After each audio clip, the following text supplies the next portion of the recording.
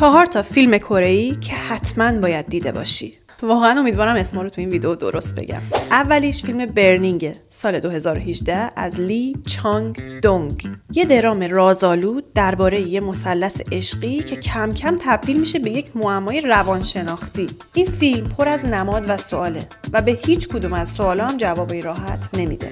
فیلم دوم فیلم محبوب اولد بوی 2003 از پارک چان ووک. این فیلم یکی از معروف ترین فیلماییه که تم انتقام دارند و داستان مردی رو تعریف میکنه که 15 سال زندانی شده و حالا برگشته تا انتقام بگیره. پایان فیلمم به شدت شوکه کننده است.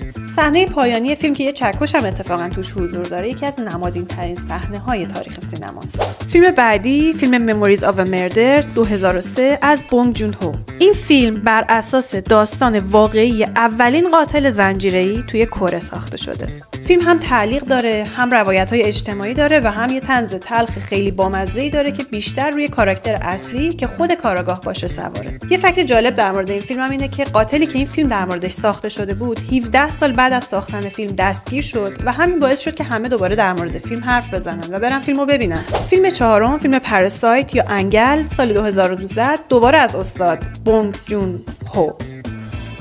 این فیلم بیشتر درباره طبقات اجتماعی و فاصله طبقاتیه و داستان 2 تا خانواده رو روایت میکنه که به طرز عجیبی سرنوشتشون به هم گره خورده یا خودشون سرنوشتشون رو به هم گره زدن، اینجوری بگم.